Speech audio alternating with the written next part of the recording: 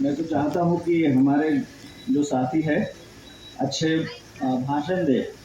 वो इसीलिए क्योंकि मैं भाषण अक्सर नहीं देता, आप जानते भी हैं। जब मैं वहाँ से उठकर यहाँ आया था तो हार्ट बीट्स बढ़ने लगी थी। इसका मतलब है ये आदमी भाषण देने के लायक वैसे नहीं है, और फ्रैंकली स्पीकिंग मैं भाषण देना अवॉइड करता हूँ। ये अच्छा हुआ कि पहले भाषण मैडम ने दिया, क्योंकि साथी है हमारे और वो अच्छा बोल पाती है। और हम लोग जो प्रेजेंटेशन देते हैं तभी शायद मैं समझता हूँ थोड़ा सा ठीक ठाक बोल पाते हैं। तो एनीवे हम थोड़ा सा बात करेंगे आज के प्रोग्राम के बारे में।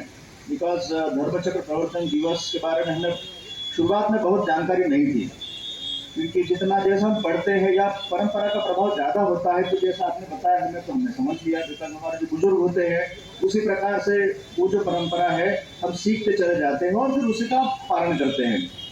लेकिन थोड़ा सा जब अध्ययन करने का प्रयास किया तो समझ में आया कि ये तो मतलब अच्छे पढ़े लिखे लोग और स्पेशली पॉलिटिकल लोग धर्म को जब गाइड करते तो बहुत समस्या आती है।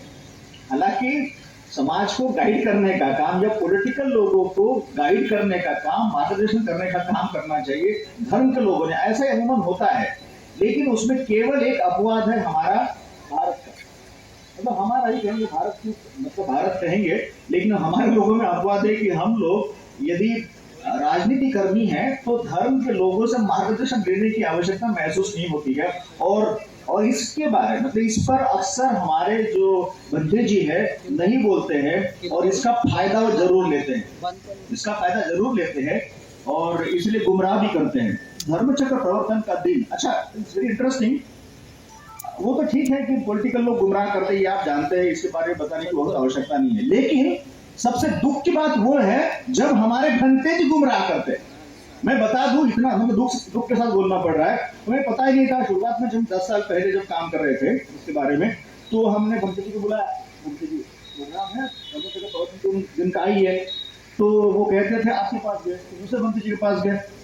अरे यार, आज वर्षावास शुरुआत होती है वर्षावास की, तो हमें तो वहां जाना होता है, तो हम तो उपलब्ध नहीं हो सकते। तो मैंने कहा ठीक है, जब भंते जी ने बोल दिया शुरुआत वर्षावास की है तो हम क्या बोले। तो इसीलिए हमने शुरुआत में 1 2 3 4 साल भंते जी मतलब तो बुलाने के बाद आते ही नहीं, तो फिर कैसे बुलाएंगे उनको। और हमने समझ लिया था कि हाँ भाई ये तो भंते जी का वर्षावास का दिन है, तो हम तो कैसे बुलाएंगे।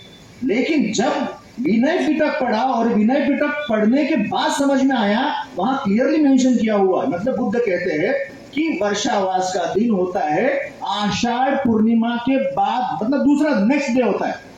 तो तब समझ में आया कि पॉलिटिकल लोग या उपासक लोग या पढ़े लिखे लोग गुमराह करते हैं, वो ठीक है, मतलब समझ में आती है बात। लेकिन हमारे भंते मतलब जो धर्म की बात हमें समझाने वाले हैं वो ही खुद भ्रमित है। लेकिन जब पता चला उसके बाद हम भंते जी के पास गए, भंते जी आपको आना है। हमारी आवाज ही बढ़ चुकी थी, विकास पता था हमें, आप बोल नहीं पाओगे भाई, आप अब बोल नहीं पाओगे। आप अब कोई भंते जी बोल नहीं पाएंगे कि नहीं आज तो वर्षावास की शुरुआत होती है, हम तो बिहार में रहेंगे, उपासक आते हैं। ये कभी मतलब ये अभी तो आपको समझ में आ गया है, तो ये बात जानना बेहद जरूरी है। तो इसीलिए धर्म के मामले में ये मत कहिए। अच्छा, इसीलिए तो जो संघ कहते हैं, तो संघ का मतलब कई बार मतलब है कि जब शुरुआत में लगता था संघ मतलब भिक्षु संघ, लेकिन यदि हम समझने का प्रयास करते हैं तो संघ का मतलब बुद्धिज्म के कॉन्टेक्स्ट में होता है उपासक संघ प्लस भिक्षु संघ इज इक्वल टू संघ।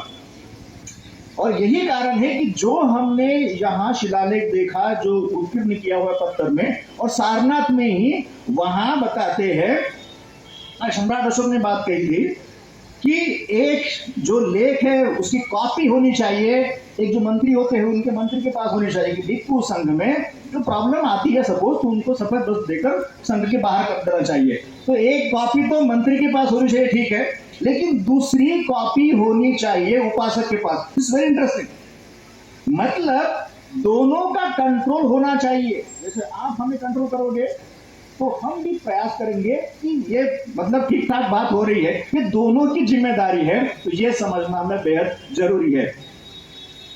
इसी दिन मतलब आज ही के दिन जब हम मथुरा में थे, 1 2 बार थे इस दिन, तो वहां भी देखा कि बड़े पैमाने पर वहां होती है मुंडिया पूर्णिमा। मथुरा के लोग जानते हैं और काफी भीड़ होती है, और 84 कोस परिक्रमा वाली बात भी जानते हैं। अब इसीलिए जो बौद्ध बने हैं, मतलब वहां के जो बौद्ध है वो तो जानते हैं कि इसके बारे में इतना ही जानते हैं कि मुड़िया पूर्णिमा है, लेकिन मूलतः वो बुद्धिज्म से जुड़ी हुई पूर्णिमा है। ये यदि जान लेते कम से कम वहां के बौद्ध लोग, तो शायद उनमें काफी उत्साह आता और वो कोशिश भी करते उस प्रकार से समझने की। क्रांति प्रतिक्रांति की बात है। कल भंते जी से हम को बात कर रहे थे हम, तो उन्होंने कहा कि रामनगर से यदि आना है आज तो काफी समय लग सकता है, मतलब 3-4 घंटे लग सकते हैं, वहां के कुछ उपासक भी नहीं आ पाएंगे। और कारण क्या था, इतनी भीड़ होती है। क्यों भीड़ होती है? क्योंकि आज यहाँ तो आप लोग बुद्ध भूमि पर, मतलब सारनाथ की भूमि पर मना रहे हैं धर्मचक्र प्रवर्तन दिन, लेकिन दूसरी तरफ मनाई जा रही है गुरु पूर्णिमा। और गुरु पूर्णिमा का उत्सव इतना मतलब बड़ा होता है यहाँ, भंते जी बता रहे गंगा किनारे, कि वहां से आना बहुत मुश्किल है। इसलिए उपासकों को बताया था कि भाई आना है तो आप सुबह आइए, यदि आप 9 बजे निकलोगे या 8 बजे निकलोगे तो यहाँ तक आप शाम को ही पहुंच पाओगे, इतनी प्रयास होती है। This is one thing. ये हमें इसलिए समझना है कि बौद्ध होने के बाद हमें किन बातों पर गौर करना है, ये पता होना बहुत जरूरी है। ये ठीक है, ये तो मतलब इसके बारे में कोई दो राय नहीं कि आचरण की बात तो बिल्कुल समझ में आती है, लेकिन क्रांति प्रतिक्रांति भूलने वाले बौद्ध, ये बौद्ध कुछ काम नहीं कर पाएंगे। इस प्रकार के बौद्ध भारत में जो क्रांति प्रतिक्रांति भूलते हैं वो बहुत ढंग का काम नहीं कर पाएंगे। बाबा साहब का जो सपना था बौद्ध में भारत का, उस दिशा में हम लोग काम कर रहे हैं, ऐसा हम नहीं कह पाएंगे। आपको और बात पता होगी, जो नाम आपको सभी को पता है, आरएसएस कुछ 4-5 फेस्टिवल मनाती है पूरे साल में। हम लोग तो साल भर बहुत फेस्टिवल मनाते हैं, लेकिन आरएसएस 4-5 फेस्टिवल मनाती है। उसमें एक प्रमुख आज का दिन है, और आज के दिन क्या होता है, आप आइए उपासक लोग, जो भी उनके उपासक वो भी आइए, और यहाँ बॉक्स रखा है तो दान देते हैं। दान पता नहीं चलता है कितना दिया है, तो इस प्रकार की दान भावना के लिए वो इस दिन का इस्तेमाल करते हैं। मतलब वो आपको ये समझना है कि ऑब्वियसली गुरु पूर्णिमा के मतलब कंटेस्ट में, क्योंकि वो गुरु है, वो उनके गुरु है, वो रहे, वो बात नहीं है, लेकिन हमें क्रांति प्रतिक्रांति का मतलब जो परिप्रेक्ष्य है समझना बेहद जरूरी है। कि उनको अच्छा हमें बताया जाता है कि दानं दुर्गति निवारण, लेकिन हमें लगता है कि शायद हमें वो कम समझ में आया है, उनको ज्यादा समझ में आया है। हमें वो बात कम समझ में आई है और उन लोगों को ज्यादा समझ में आई। हमारे जो मित्र है निशांत जी कई बार मतलब उसके बाद जिक्र करते हैं, लेकिन मैं कहता हूं कि निशांत जी इतने मतलब जो उनकी सोच बनी है धार्मिक, उसके लिए उनकी माता जी का बड़ा योगदान है। ये बात अक्सर माता लोग तो बहुत नहीं जानती है, बिकॉज बच्चा पढ़ रहा है, अच्छा उसको ट्यूशन के लिए 2 लाख देगी, 3 लाख देगी, पेरेंट दोनों देंगे, मतलब पापा मम्मी वगैरह देंगे, लेकिन धर्म के संस्कारों को बताने के लिए कुछ पैसा खर्चा करना है तो पैसे बहुत कम मिलेंगे आपको। 2 लाख 3 लाख में ट्यूशन देने के लिए बिल्कुल तैयार है, लेकिन आपको मेरे ख्याल से 100 रुपया, 50 रुपया, 200, 500 में काम हो सकता है इसके लिए। लेकिन मैं नहीं कह, ऐसा नहीं कह रहा, हमारे कई सारे साथी ऐसे हैं काफी बढ़िया संस्कार बच्चों पर दे रहे हैं, ये बहुत खुशी की बात है और हमें बहुत खुशी होती है। जब हम चौखंडी स्तूप की बात करते हैं और रसोई की बात, सीता के रसोई की बात करते हैं, तो बनते जी आपने तो बिल्कुल सही कहा कि ये मिथ्या दृष्टि का प्रभाव है, ये मानते हैं, लेकिन इससे ज्यादा इंपॉर्टेंट है क्रांति और प्रतिक्रांति। हमें अभी उसके बारे में दुख करने की आवश्यकता नहीं, हमें एक्सेप्ट करना पड़ेगा। जो ट्रूथ है कभी कभी एक्सेप्ट करना पड़ता है। हाँ यस है, हाँ हम कहते हैं, हाँ हम कहते हैं सीता की रसोई जो बनता है कर लो। वो क्या बताना चाह रहे हैं, क्या बनता है कर लो। वहां ट्रैक्टर खड़ा है, आप देख सकते हैं, आगे थोड़ा जाओगे तो वहां भी लिखा हुआ है अमुक तमुक जगह ट्रैक्टर सीता रसोई के पास। अब देखिए ये तो कोई इनकी अकल तो है नहीं, जिन्होंने लिखा है उनको अकल नहीं है, लेकिन उनको उनके पिताजी ने बताया, उनके परिवार ने बताया या परिवेश ने बताया कि यह जगह जो है सीता की रसोई है। इस प्रकार आपके पास क्या सिस्टम है, हमें गौर इस पर करना है। चिढ़ने से बात तो बनेगी नहीं, चिढ़ने से मतलब कई लोग इस पर चिढ़ना तो स्वाभाविक है और दुख भी होना स्वाभाविक है, लेकिन चिढ़ने से दुख करने से ये इसका मसला हल होने वाला नहीं है। इस पर हमें गौर करना है कि वो मैदान में तैयार है और दूसरा काम हम कर रहे हैं, हम मैदान से जितना कोशिश हो मैदान से बाहर रहने का प्रयास करते हैं। मतलब वो मैदान में जंग लड़ना चाहते हैं और हम मैदान के बाहर रहकर लड़ने की बात करते हैं। ये बेसिक समस्या है हमारे। कल जिन लोगों ने लाइट एंड साउंड शो देखा तो कुछ साथियों ने मुझे बताया कि वहां तो वो वही चार वाली बात, मतलब जो बूढ़ा व्यक्ति देखा और हमने तो बताया जो मूल कारण है रोहिणी का, ये तो आप जानते हैं। आप जानने से क्या फर्क पड़ेगा। आज मुझे और एक साथी ने वहां मुझे बताया कि देखिए लाइट एंड साउंड शो का इनॉग्रेशन किसने किया, पढ़ा भी। तो फिर मुझे जो कल बताया था साथियों ने, उसका उत्तर मिल गया। उनसे उम्मीद क्या करोगे आप? उनसे उम्मीद क्या करोगे? उनसे उम्मीद यही है कि यस हम करके दिखाएंगे। यही आप कहते हो धर्मचक्र प्रवर्तन बुद्ध ने किया, हाँ किया, फाइन, लेकिन वो विष्णु के 90 अवतार थे। मुझे याद है 15 साल पहले की बात है, जब शेखर कपूर ने एक मूवी बनाने की बात कही थी बुद्धा के ऊपर। शेखर कपूर दिग्दर्शित, शायद उस वक्त तो गंगा एक एक्ट्रेस थी, उसका भी एक इश्यू चल रहा था, वाटर पिक्चर की बात चल रही थी। वही पीरियड है, तो वाटर पिक्चर की बात चल रही थी उस वक्त। उस दरमियान मतलब प्लस माइनस 1 साल की बात है, तो उन्होंने मतलब शेखर कपूर ने बुद्धा पर मूवी निकालने की बात कही थी। उनको बताया गया, डीएसपी ने बताया हाँ निकालिए, फाइन, बिकॉज आप तो बड़ी अच्छा दिग्दर्शक हो, लेकिन बुद्ध विष्णु का 90वां अवतार है, ये आपको वहां बताना ही पड़ेगा। ठीक है, ओके। लेकिन वो कोई ऐसे मतलब रामदास वाले कोई व्यक्ति नहीं थे, इसलिए उन्होंने कहा मैं तो चाहे तो मूवी नहीं बनाऊंगा, लेकिन मैं ये बात नहीं बता सकता, इसलिए वो मूवी बनी ही नहीं। अब ये तो मतलब कुछ उनके लिए तो ठीक है, लेकिन हमारे लिए बहुत दुख की बात है यदि वो जो बताना चाहते थे वो बता नहीं पाए। तो इसी सिलसिले में हमें डॉक्टर साहब आपकी आवश्यकता इसीलिए है, मतलब हम इसके बारे में बात करना चाह रहे हैं। वो तो वहां काम करेंगे, सरकारी काम है, एएसआई का काम है, वो तो करेंगे, आप रोक नहीं पाओगे उसको। ये आपके बस, मेरे बस में, किसी के बस में बात नहीं है। लेकिन हम ये चाहते हैं, हमारे कुछ साथी है यहाँ, कुछ साथी है और कुछ साथी नहीं आ पाए हैं, उनके माध्यम से डॉक्यूमेंट्री बनाएंगे। जो आपका मेडिटेशन हॉल है यहाँ आप लगा लीजिए, जो भी आते हैं बंगाल से हो, महाराष्ट्र से हो, पंजाब से, जहाँ से बताइए। अब धम्मेक्स को देखना है, जाना है, शाम को लाइट तो देखना, देखिए भाई, बिल्कुल देखिए, लेकिन आपको यहाँ 30 मिनट देने केवल, उनको बिठाना है। कोई एक बंदा होगा जिसको ट्रेन फॉलो कर लोगे आप, जहाँ हम करेंगे, और उसको बताना है। क्योंकि यदि हम लोग अधर्म का प्रभाव कम करने का काम नहीं करते हैं तो धम्म की बात करने के लायक कहाँ है हम, मतलब क्या कर रहे थे। तो इस प्रकार से चूंकि डॉक्टर साहब का यहाँ एक बढ़िया कैंपस है और इनके पास सुविधा भी है, अच्छा हॉल भी है। कल दूसरा एक प्रोग्राम हो रहा था, मैं देख रहा था यहाँ, तो प्रोग्राम यहाँ होते रहते हैं, तो उस हॉल का इस्तेमाल, हालांकि बाकी प्रोग्राम भी कभी मतलब होने चाहिए, लेकिन आधा घंटा कहीं अच्छा ग्रुप, बड़े बड़े ग्रुप आते हैं, 50 लोग हैं, 100 लोग हैं, 200 लोग हैं, जितने भी वहाँ बैठ सकते हैं, उनको बैठने का इंतजाम करना है, उनको समझाना है। वो मैसेज गलत देकर जाएंगे ही नहीं, वो बोलेंगे कि ओह अम्बेडकर शिक्षा संस्थान में हमने जो देखा वो सही, बिकॉज हम प्रमाणों के साथ बात करेंगे, हम ऐसी हवाई बातें नहीं करेंगे, प्रमाणों के साथ बात करेंगे। और जो हम लेकर जाने वाले थे, यही बात तो हमने आपसे कही थी, बोध ज्ञान हो रहा है, लेकिन इंतजाम नहीं। चूंकि आपको मैंने देखा, इसलिए मुझे लगा कि भाई आपसे मैं बात कर सकता हूँ इसके बारे में, और हमारे पास टीम है, हमारे साथी कर सकते हैं। तो इस प्रकार की बात यदि हो तो हम लोग हमारे लेवल पर ये काम जरूर कर सकते हैं।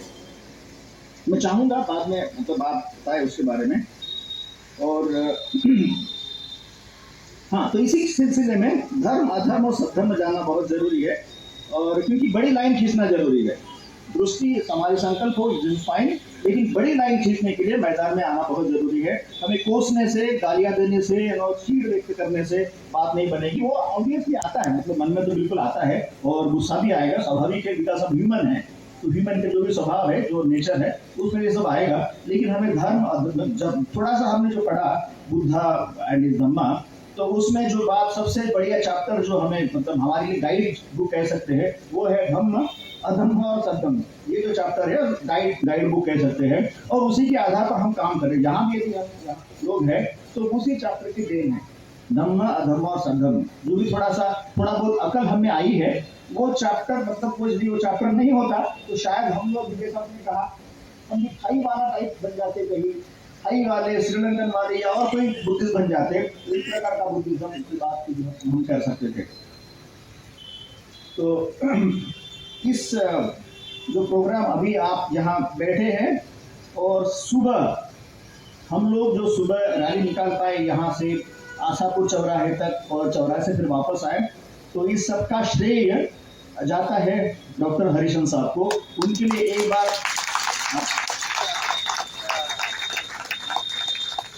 आपको पता होगा कि हमारे यहाँ एक कड़वे प्रवचनकार है, लेकिन उनसे भी ज्यादा कड़वे प्रवचनकार डॉक्टर साहब है, लेकिन वो दिल के बड़े अच्छे हैं और सच्चे हैं। कुछ लोग आपको पता चलेगा कि वो दिल जो वो बात खटकती है बोल देते, हाँ भैया गलत है, मतलब मेरे हिसाब से सही नहीं, दैट्स ऑल फाइन। लेकिन ये इसका मतलब ये नहीं होता है कि वो गलत है। उनका जो भावना होती है, भावना व्यक्त करनी चाहिए, लेकिन जो आपके मुंह पर बोलते हैं वो बड़े दिल के होते हैं और अच्छे लोग होते हैं। तो इसीलिए मैं वो समझता हूँ, बिकॉज दुख जो होता है वो होता है और दुख बयां करना चाहिए, ठीक है, लेकिन हाँ वो मन में नहीं रखना है हमें, बिकॉज वो मन को खाएगा। तो इसलिए हमारा दिल बड़ा होना चाहिए। तो इसके लिए जो आप यहाँ बैठे हैं और आपने बैक साइड में भी जो हरियाली है और जहाँ हम खाने का मतलब जो इंतजाम हो पाया हमारा, तो डॉक्टर साहब ने जो कैंपस उपलब्ध नहीं कराया होगा, तो शायद मैं फिर से कह रहा हूँ, तो हम आज यहाँ नहीं बैठ सकते थे, हम रैली नहीं निकाल सकते थे, ठीक है। Once again thank you. दूसरा मुसाफिर साहब है, बुद्ध मुसाफिर की, वो जो बहुत सुलझी हुई रखी है और हमने इसके पहले भी इनसे चर्चा की है और काफ़ी एनकरेजिंग उनका दिमाग रहा, अपने लेवल पर भी उन्होंने काफ़ी प्रयास किया है, तो वो भी साधुवाद के पात्र है। और चिरई के हरिश्चंद्र और डॉक्टर हमारा सोनकर हमारे मित्र है, उनका भी योगदान रहा, तो उन सबको मैं साधुवाद देना चाहूँगा। मुकुंद जी, गुलाब जी और तथा अतुल जी, इनका सबका भी योगदान काफ़ी महत्वपूर्ण है। हमारे नागपुर के साथी, भंडारा के साथी, मथुरा के साथी, अलीगढ़ आगरा के साथी, बस्ती जिला बस्ती के साथी, कुशीनगर गोरखपुर के साथी, मध्य प्रदेश रतलाम के साथी और सिंगरौली तथा छत्तीसगढ़ भिलाई से हमारे जो साथी आए हैं, गुजरात से साथी आए हैं, तो उन सभी को साधुवाद देना चाहूँगा। और किसी कारणवश यदि हमसे गलती हुई है तो मैं डॉक्टर साहब को चाहूँगा कि मैं माफ़ कर दें। और हम ये चाहेंगे, बिकॉज ये बुद्धिज्म जो है ये कोई किसी के बहुत नहीं है, इसको हमें समझना है। यदि हम इसको धर्म समझते हैं, सद्धर्म का रास्ता समझते हैं, तो हमें मिलकर काम करना चाहिए, मिलकर काम करने की आवश्यकता है। कुछ बातें आप में अच्छी है, कुछ बातें हम में अच्छी है, तो हम जो हमें जो कहते हैं ना, मतलब गलत बातें हैं या जो भी है ना, जो गलत धारणाएं हमारी, तो उनको बाजू में रखना है और जो अच्छाई है उनको मिलकर, मतलब उनको मिलाकर साथ में चलते हैं, तो ही हम बुद्धिज्म का जो प्रभाव है या प्रवाह है उसको आगे ले जाने वाले सैनिक बेहतर साबित होंगे। यही इन्हीं आशावाद के साथ मैं विदा दूंगा। और once again thank you to you all, because आपके मतलब आपको पता, शायद मैं थोड़ा बता दूँ इसके बारे में। क्या हुआ कि हम लोग 6 बजे निकले थे कल, मतलब परसों निकले थे 6 बजे, और उम्मीद थी कि रात को कम से कम 12 बजे तक पहुंच जाएंगे नागपुर के साथ ही, लेकिन वो दूसरे दिन सुबह 6 बजे तक 24 आवर्स जर्नी करना पड़ा उनको, जबकि बस यहाँ 16 घंटे में आती पहुँचती, 15-16 घंटे में। लेकिन तभी आपने सहा, कहीं कुछ लोगों को प्रॉब्लम भी होगी, थोड़ा आदत नहीं थी, वो सहा। ये केवल धर्म श्रद्धा के कारण ही होता है, बिकॉज आपको पता होगा अदरवाइज हमारे को कई सारी परेशानियां हैं, उसको चलने में परेशानी है, किसी को बहुत सारी परेशानी होती है, बिकॉज ह्यूमन है, तो ह्यूमन को सभी 100% हेल्थी ह्यूमन तो शायद हो सकता है कि बनते जी मतलब वो काफी उसका कंट्रोल होता है खाने पर, बोलने पर, और हम लोग वैसे नहीं होते हैं, तो हम लोग बीमार लोग ही होते हैं। तो सभी हम बीमार लोग स्वस्थ मानकर, धर्म के लिए स्वस्थ मानकर और स्वस्थ होकर निकले हैं और निकल पाए, इसलिए मैं सभी को धन्यवाद देना चाहूँगा। कुछ लोगों की ट्रेन भी कहीं एक्सीडेंट हो गए, मतलब आगे पीछे, तो प्लस माइनस तो it's a part of life, because कुछ बातें हमारे कंट्रोल में होती है, कुछ कंट्रोल में नहीं होती है। तो once again thank you to you one and all. और इसी के साथ हम आज का धर्मचक्र प्रवर्तन दिवस मतलब रैली के बाद का समापन समारोह ये समाप्त होता है। आप सभी को वंस अगेन धर्मचक्र प्रवर्तन दिवस की मंगल कामनाएं करता हूँ और थैंक यू।